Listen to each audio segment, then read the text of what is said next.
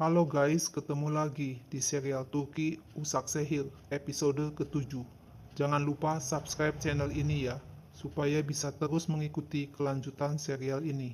Dan bagikan channel ini kepada semua orang, agar dapat ikut menonton serial ini. Dennis berkata kepada Alia kalau ia tidak mau anak yang lain. Sambil memeluk, Alia menenangkan Dennis kalau ia satu-satunya putra bagi Alia, tidak ada yang lain. Jihan juga menenangkan Dennis kalau itu tidak akan terjadi. Mine memberi selamat kepada Alia dan Jihan, lalu pergi. Setelah menidurkan Dennis, Alia menuju kamar tidurnya bersama Jihan. Betapa kagetnya Alia menemukan baju tidur seksi berwarna merah yang disediakan Sadakat untuknya. Dengan marah dan kesal, Alia merobek-robek baju tersebut, lalu pergi keluar menuju kamar lamanya. Tapi sayang, kamar lamanya terkunci. Sadakat datang dan menunjukkan kunci kamar Alia. Kamar Alia sekarang adalah kamar bersama Jihan dan harus melaksanakan tugas sebagai seorang istri.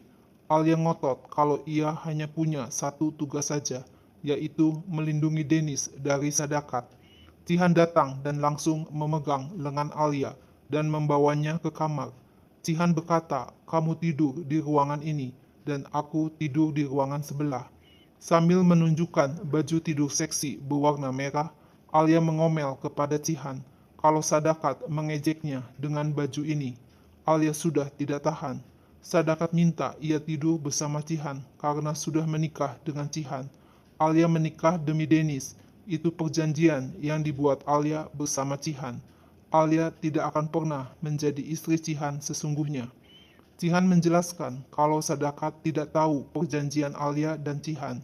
Jihan minta agar Alia bisa meyakinkan Sadakat dan orang-orang di mansion kalau pernikahan mereka berdua adalah nyata. Jihan akan pergi ke suatu tempat malam ini agar Alia bisa tidur dengan nyenyak. Jihan pergi ke rumah Mine. Mine tersenyum melihat Jihan datang dan langsung menyambutnya dengan senang.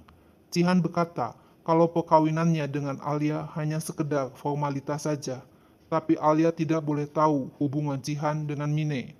Mine bertanya, bagaimana kalau nanti kamu jatuh cinta kepada Alia? Jihan meyakinkan Mine, lihat di malam perkawinan aku ada di rumahmu, bersamamu. Dulu aku menikah dengan Sieda dan tidak jatuh cinta kepadanya. Sekarang juga aku pasti tidak akan jatuh cinta kepada Alia. Mine ingin memberikan satu cucu buat Sadakat, tapi Jihan menolaknya. Ia tidak mau anak lain karena sudah ada Dennis. Pagi harinya Jihan melihat Alia tidur di sofa. Ketika Alia terbangun, Jihan memberikan kunci kamar Alia. Kemudian Alia bermain bersama Dennis di tempat tidur. Jihan melihat keakraban antara Alia dan Dennis. Jihan hanya ingin mengatakan agar jangan terlambat datang untuk makan pagi. Alangkah kagetnya Alia ketika masuk ke kamarnya untuk ganti baju. Semua pakaian yang ada di dalam kopernya sudah berantakan dan tercabik-cabik. Alia membawa koper berisi bajunya ke hadapan Sadakat yang sedang makan pagi bersama. Kemudian menumpahkan isi kopernya ke lantai. Kaya kaget melihat kejadian itu dan bertanya, mengapa Sadakat melakukan hal itu? Sadakat menyuruh Umu membawa koper dan isinya untuk dibuang, karena semua itu sampah. Jihan menyuruh Umu keluar dan bertanya, mengapa Sadakat melakukan hal ini? Sadakat mengatakan Alia tidak boleh memakai baju seperti itu sejak menikah dengan Jihan.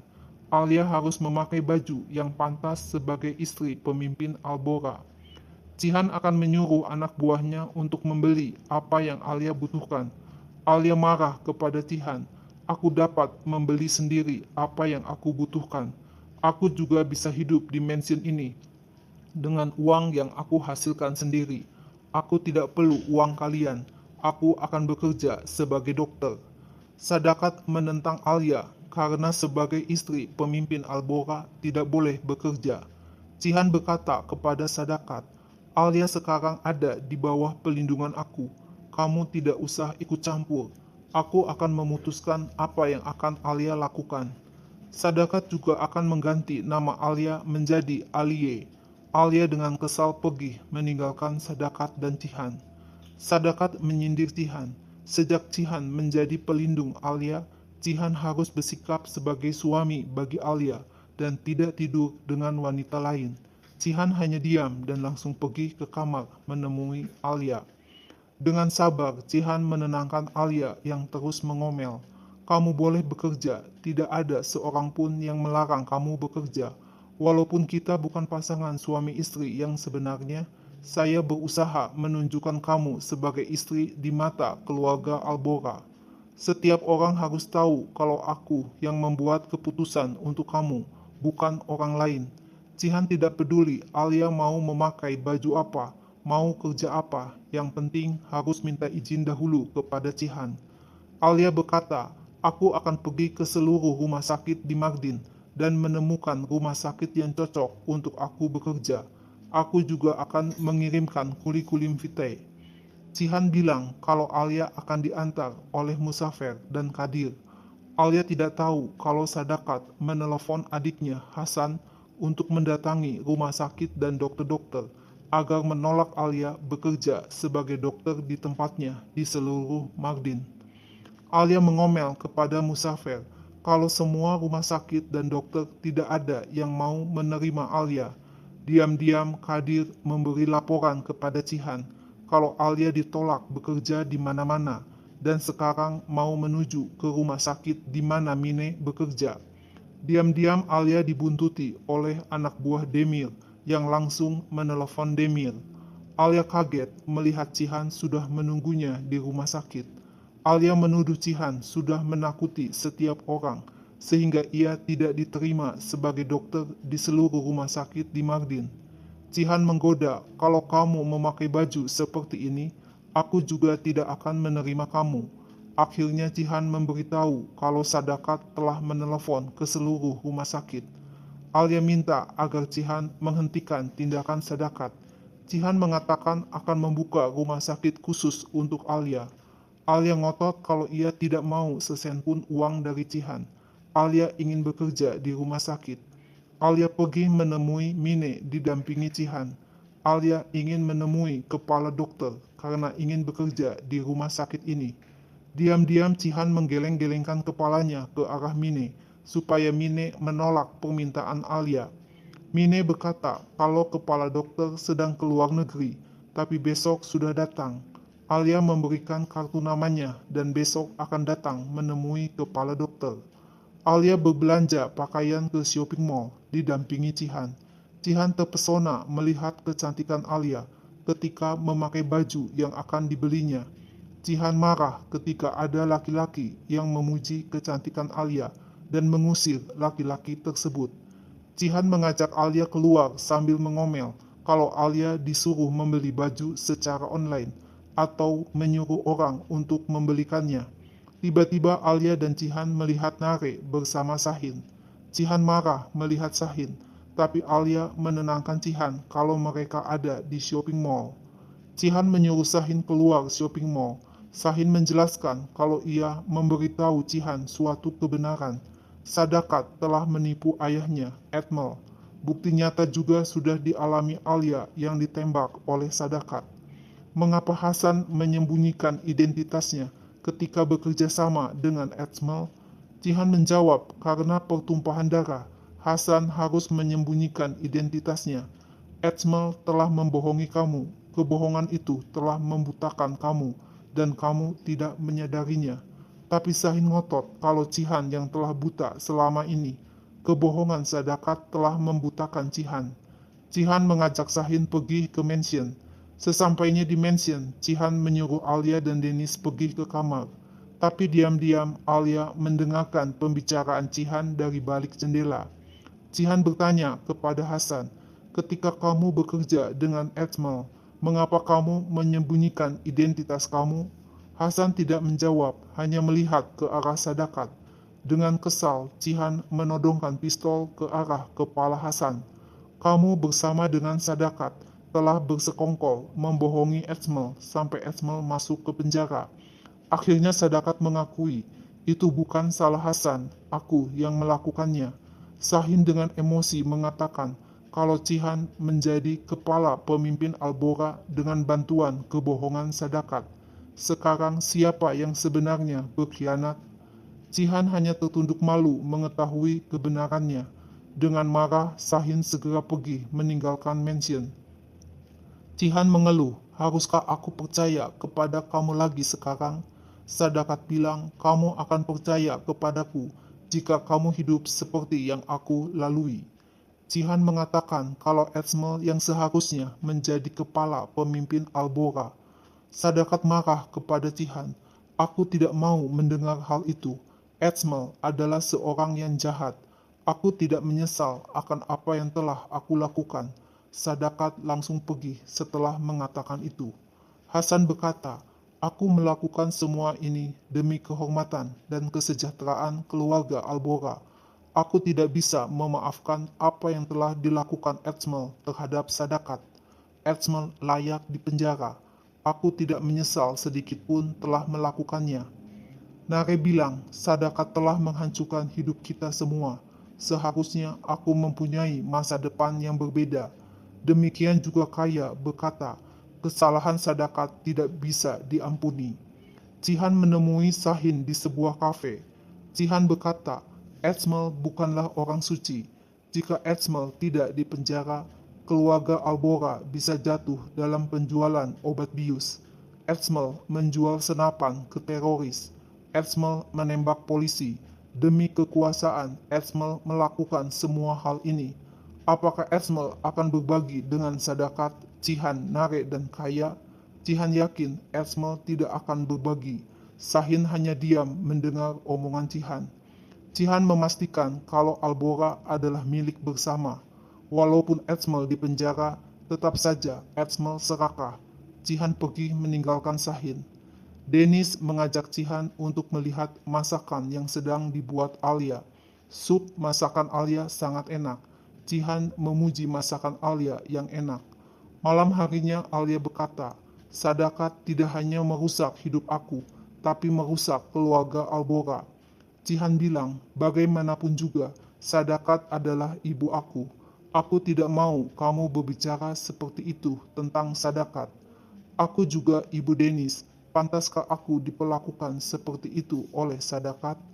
Cihan tidak menjawab dan berpura-pura capek dan pergi meninggalkan Alia. Alia tidur bersama Dennis, tapi Dennis mengusir Alia agar tidur di kamarnya sendiri. Pagi harinya, Cihan melihat Alia tidur di lantai kamar Dennis. Cihan membangunkan Alia dan menyuruh Alia tidur di kamarnya sendiri. Cihan pamit akan pergi. Alia diberitahu Umu kalau Dennis diajak Sadakat pergi berburu burung. Alangkah kagetnya Alia mendengar hal itu. Alia melihat Dennis bersorak kegirangan ketika Sadakat berhasil menembak burung. Ayah marah ketika Sadakat mau memberikan senapan kepada Dennis. Alia melarang Dennis untuk memegang senapan itu. Cihan datang dan menyuruh Kaya untuk membawa Dennis ke mansion.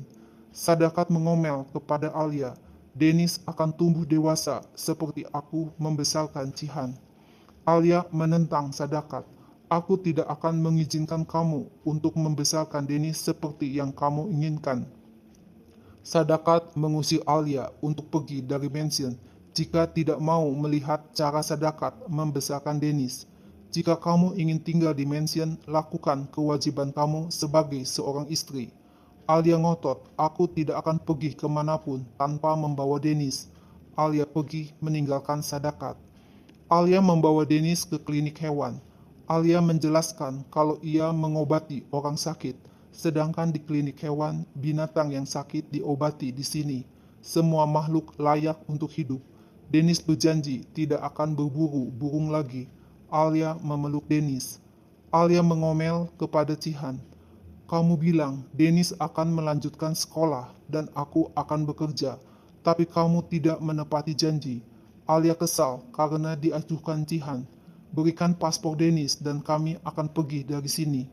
Dengan sabar, Cihan berkata, berhenti mengatakan kamu akan pergi dan jangan membuat aku marah.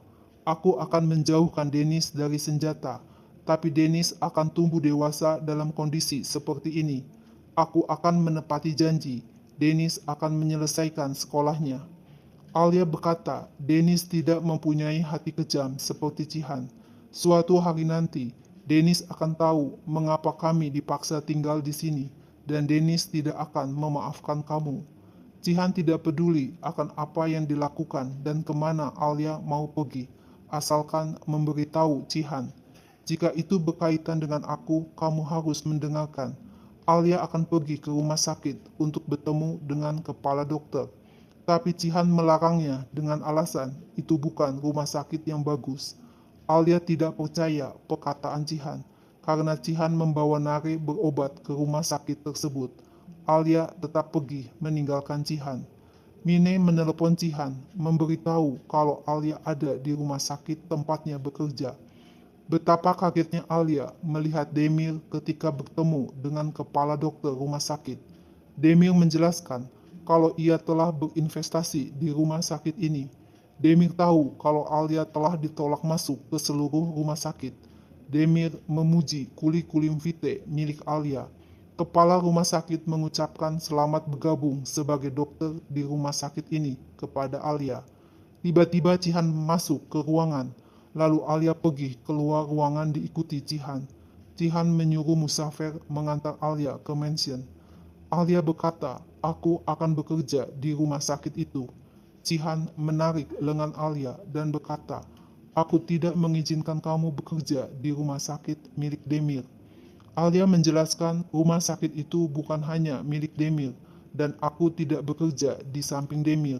Kalau bukan karena perbuatan Sadakat, aku bisa bekerja di rumah sakit manapun. Cihan mengatakan akan membuka klinik untuk Alia. Alia ngotot kalau ia tidak mau uang dari Cihan. Alia akan bekerja dan menerima gaji dari pekerjaannya. Tiba-tiba Sadakat datang dan menuduh Alia sebagai pengkhianat yang membantu Demir. Alia marah dan mengatakan kalau ia mengerti batas-batas haknya dengan sangat baik. Sadakat bertengkar dengan Alia sampai tiba-tiba Dennis muncul dan menegur Alia yang telah membuatnya takut. Alia segera naik menemani Dennis. Sadakat memarahi Cihan. Wanita ini bergabung dengan musuh, Demir, untuk menyerang aku. Seharusnya kamu tidak menjadikan wanita ini istri kamu. Lakukan apa yang semestinya kamu harus lakukan, atau aku yang akan melakukannya lagi. Cihan hanya diam membisu menghadapi Sadakat. Pada saat makan malam, Alia minta kepada Pakise untuk membawa Dennis keluar dari ruang makan. Tapi Sadakat berteriak, bukan Dennis yang keluar dari ruang makan, tapi Alia yang harus keluar. Cihan membela Alia dengan menyuruh Pakise membawa Dennis keluar ruangan dan menutup pintu ruang makan. Sadakat mengusir Alia. Alia berkata, jika aku tidak duduk di kursi makan ini, maka Dennis juga tidak akan duduk di sini. Aku tidak akan pergi dari sini. Cihan marah mendengar pertengkaran antara Alia dan Sadakat. Cihan menarik taplak meja sehingga makanan jatuh berhamburan ke lantai. Alia terdiam kaget melihat Cihan marah dan langsung pergi dari ruangan. Alia menyuruh Dennis dan Pakise pergi ke dapur untuk makan. Pagi harinya, Sadakat berteriak memanggil Alia dengan panggilan Alie. Alia marah, mengapa berteriak? Siapa Alie? Sadakat bilang, Alia mendengar pembicaraan Cihan kemarin malam. Dengan heran, Alia bertanya, apa yang kamu lakukan lagi, Cihan? Cihan menyuruh Alia pergi ke kamarnya. Sadakat berkata, aku melihat Alia pergi ke atas ketika kamu pergi. Jangan bodoh, cepat pergi dan tanya kepada Alia. Cihan pergi dan bertanya kepada Alia, apakah kamu mendengarkan pembicaraan aku kemarin malam? Alia mengaku, ia mendengarkan pembicaraan Cihan tentang pengiriman barang. Alia menuduh Cihan sebagai penyelundup.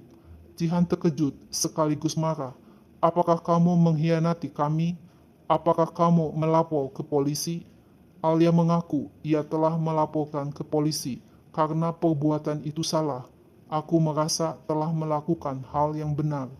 Nah guys, lalu apa yang akan terjadi selanjutnya? Saksikan terus ya serial yang baru dan seru ini.